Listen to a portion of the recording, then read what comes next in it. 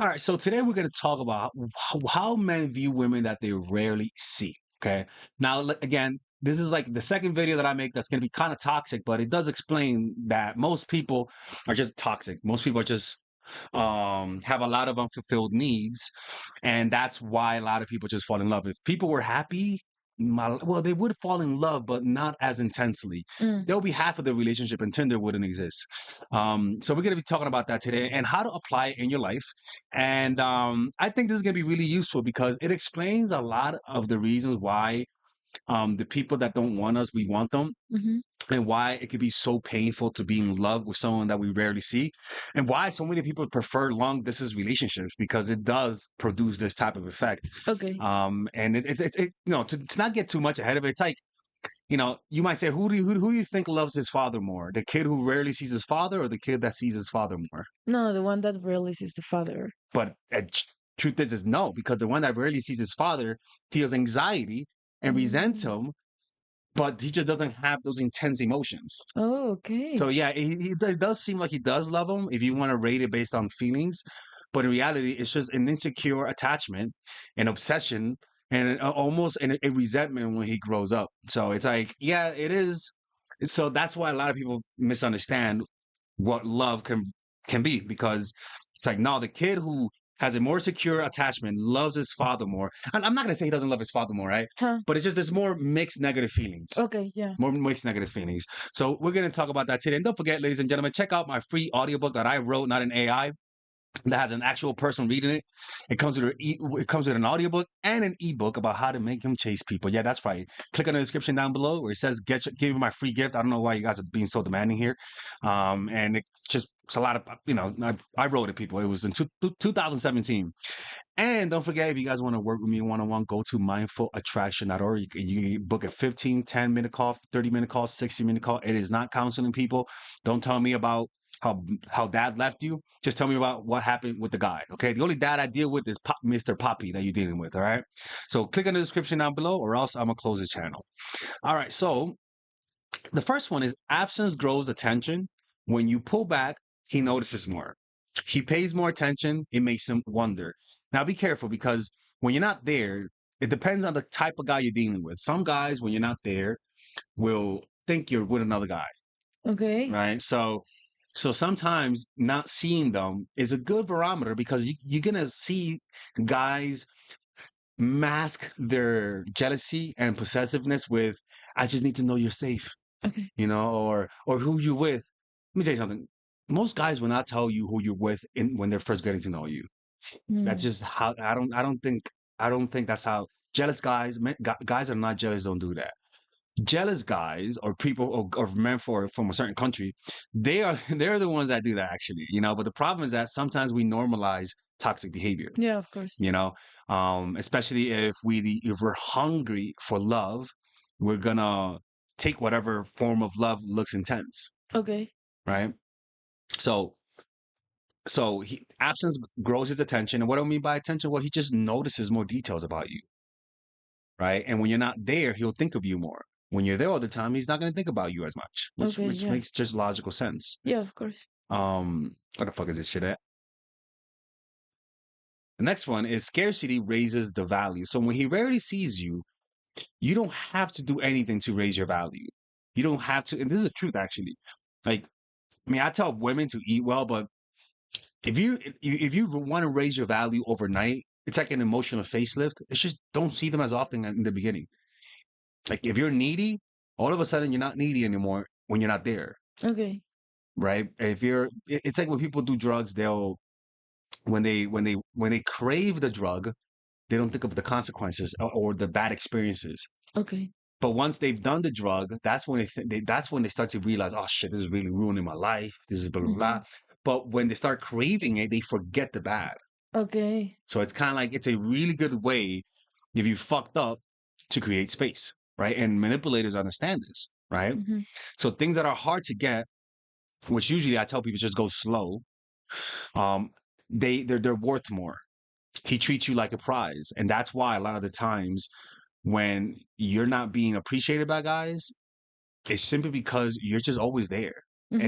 And this isn't just physical presence. It just means that your little signals, attention, text, call, everything, gifts is too there. You're cluttering his mind.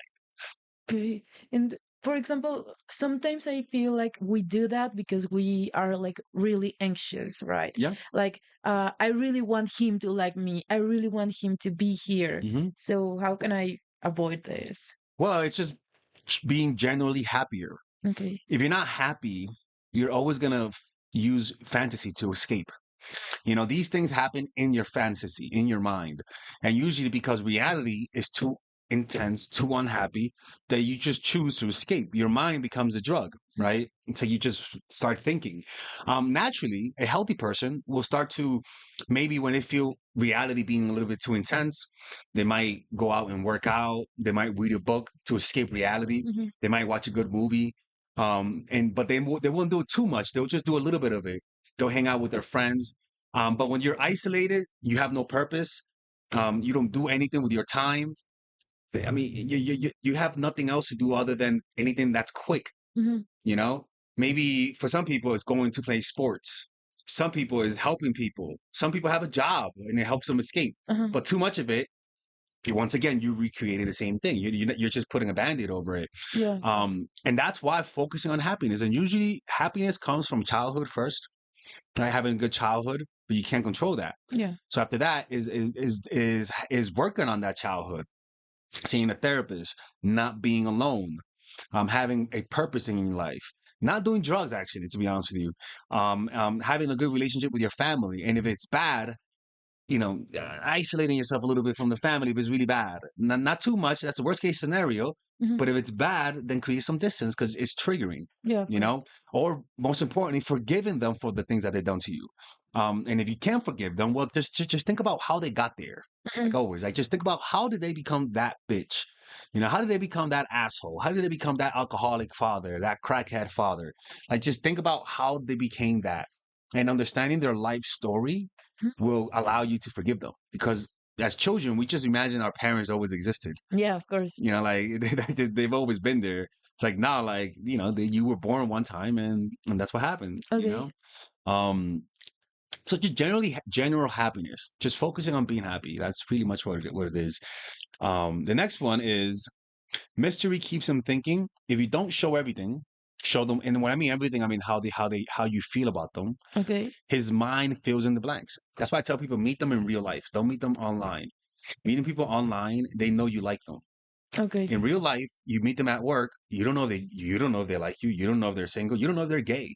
Like, Yeah, you're right. so you like they look at you and you're like, ooh, was that a look that they like me? They're talking to me a lot. Does that mean they like me? Oh, interesting, right? And that moment of gestation, moment of finding out they like you, is removed when you do online dating. Yeah, you're right. You just remove it, and that is how you build respect. Because a guy will respect you if he comes at you very slowly and gets to know what's in your mind, and that's missing now. Wow. Right? So his mind fills in the blanks. He builds a story about you, and that's good. I don't give a fuck what story it is. It's always positive. Uh-huh. Maybe she has a girlfriend, and I don't know. That story can feel real, and that story inspires romanticism in the guy.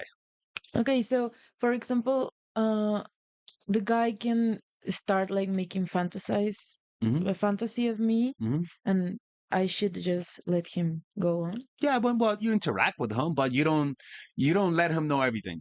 Okay. You don't show him everything that you have. You make him wonder. Okay. We're going for coffee. Is this a date or just coffee? I don't know. Okay. He's like, oh, what the fuck, man? What should I do? He Googles it. He books a call with me. You know, like, well, if he books a call with me, you're doing too much. You Okay. gotta don't make it too hard, but make Okay. it hard at the same time. And so when you do that, like, they'll respect you more. They'll bring you a flower. Like, it's just romanticism exists when there's that healthy insecurity. Okay. Like the mariachi band will show up and shit.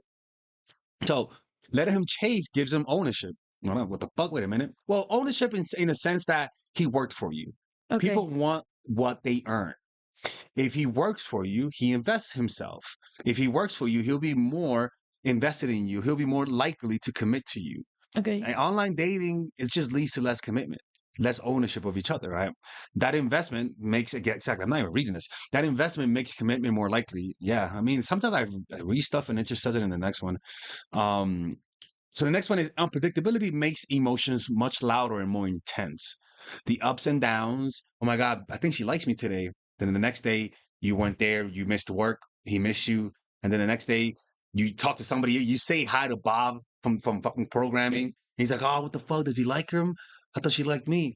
Like those little moments, those little ups and downs is the pain that we talk about. Uh-huh. That happens naturally. You don't even need to like even in Mexican culture, like you go to those small areas where you court the girl, but there's multiple guys trying to court her. Uh-huh. And there's some areas where she could date a guy when she's 15.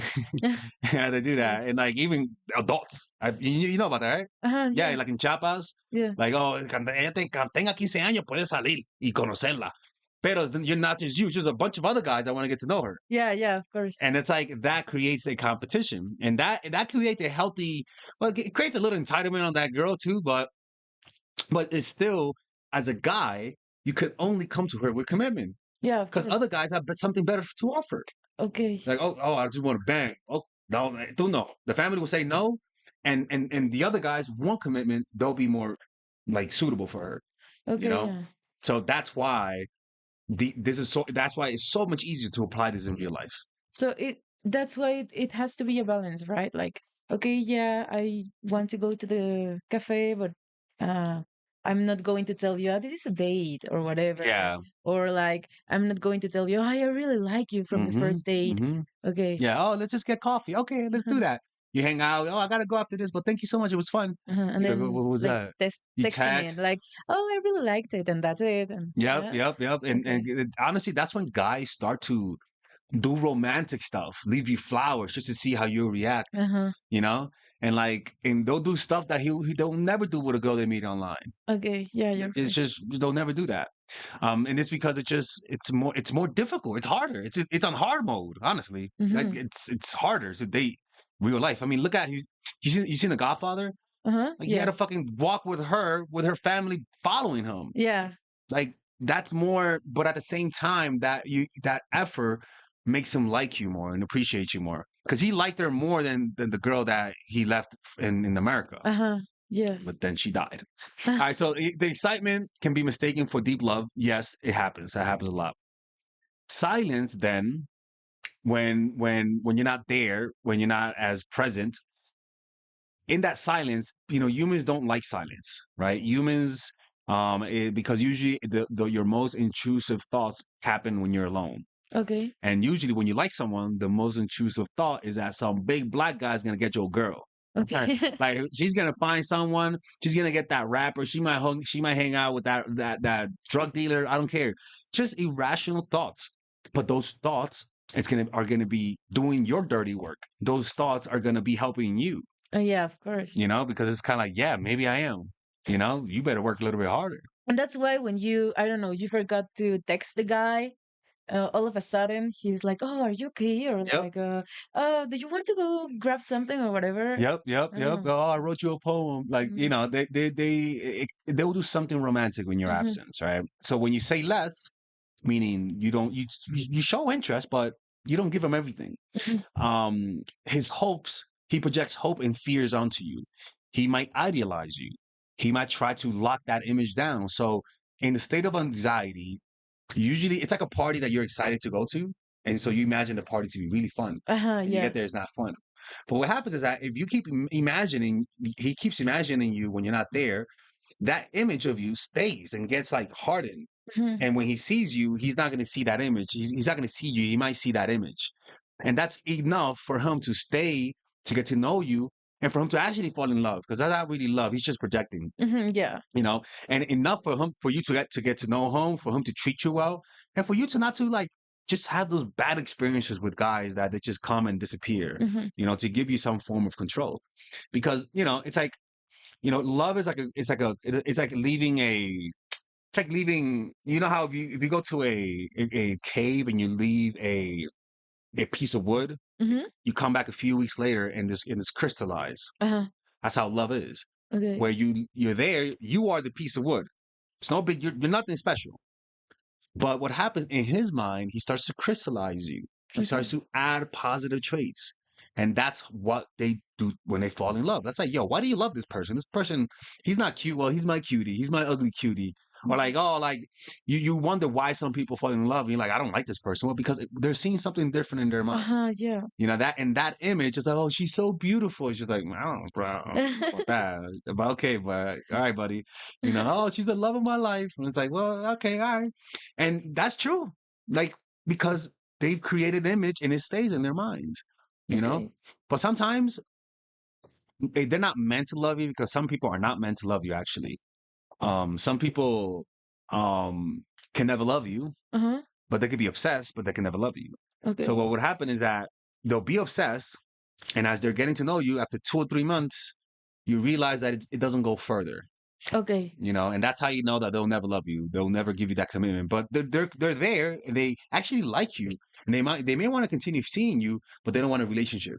So that just means that, okay, it was enough to stay, but that didn't happen underneath the bottom. But like, for example, this thing that we can do about the absence and the scarcity and whatever, this is good. Like, for example, sometimes I get insecure, like, to date not online, you know, because you have to be you, and you know they are going to see your real face and whatever.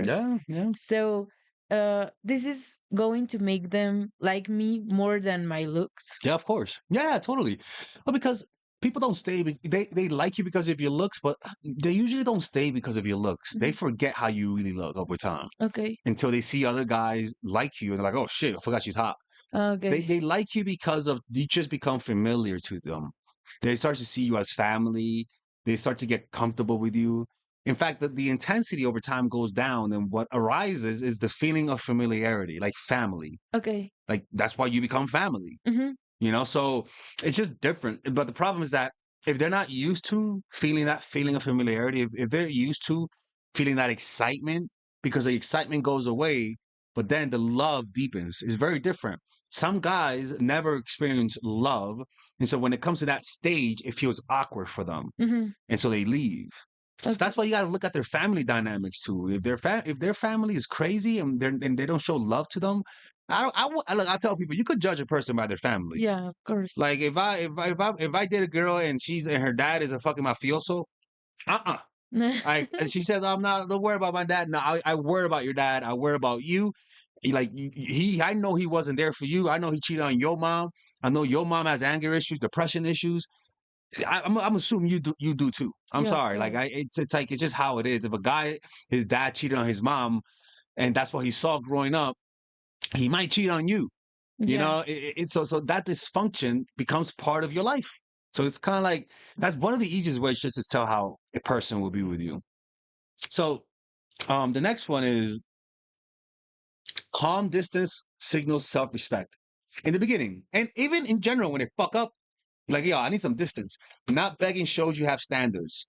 And you'd be surprised. I have to put that because people beg.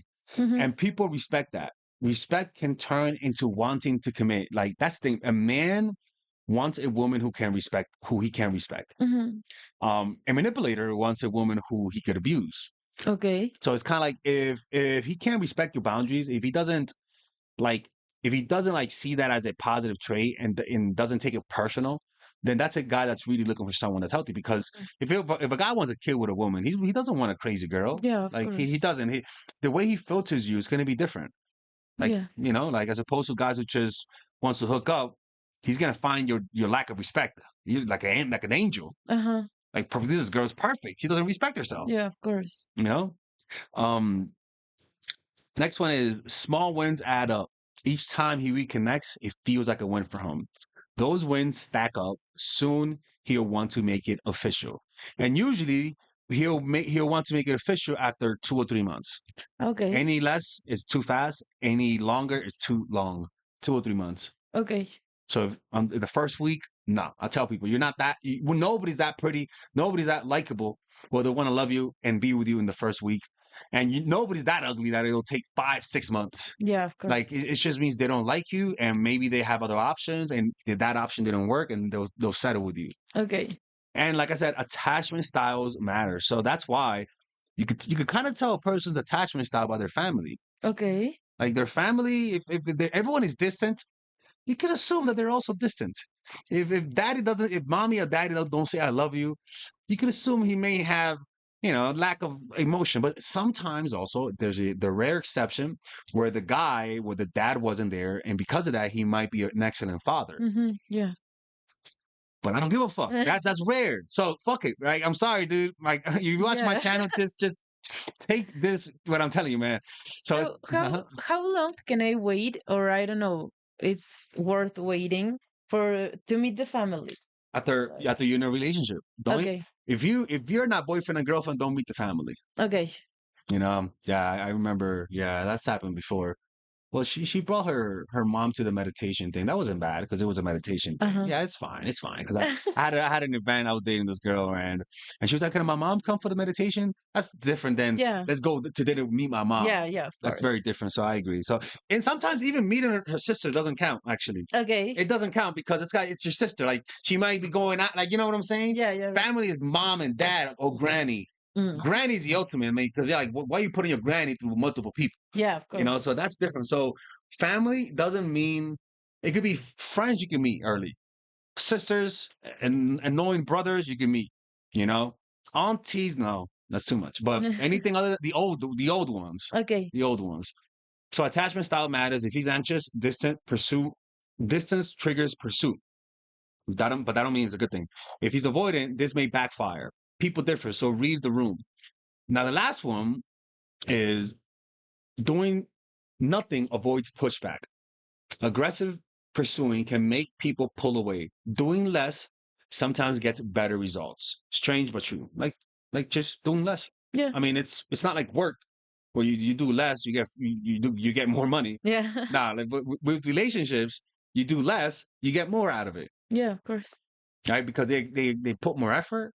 But then again, in the beginning, because if you do less forever, No. they're gonna resent that. Yeah, of course. You got to put in the work. You got to put in some work. You got to also show that you're in it, that this is equal. You got to show that you don't have this female superiority complex that where I'm the woman and you're the man and you're supposed to do everything. Even if he has more money than you do something like get him a fucking cookie, some shit. Yeah, of course. Like anything that shows that you also want to contribute, because sometimes what men complain the most is just that women don't show appreciation. Uh-huh. And You're some right. guys say that out of entitlement, but some guys say that because it's true. Like it's just that, the culture today really has people, they're just socially dumb nowadays, including myself. So it's not just me, but it's just everyone. Yeah. Like back then, Granny knew how to take care of Grandpa. Uh-huh. Back then, Grandpa knew how to make Granny happy, even though if he cheated. So You're right. so that's how it is, man. Anyways, man, let me know what you guys think about this, people. Don't forget, check out my new Work With Me 101. Check out my new course, The Commitment Formula, people. It's coming out at the end of the month. Not the end of the month, but next month, January 26th. It's meant to allow you to break your needy, creepy patterns, heal your energy from pain and from resentment, because nothing's worse than dating with resentment, and attract emotionally available men. The course is going to be released at the end of the month. It's going to be for $99, but you can purchase it now for $75, and it just teaches you how to get out of situationships, how to meet the right guy, how to filter the right guys, how to not be exhausted from being the second option, how to deal with loneliness. It's gonna be one of my best courses, and you can check out all of the reviews right here, people. I mean, they're not fake. So if you wanna check it out, they're not fake, right? So we talk about why you attract emotionally unavailable men, how to stop giving too much. There's sisters right there, people. The chemistry trap. Careful with the chemistry trap.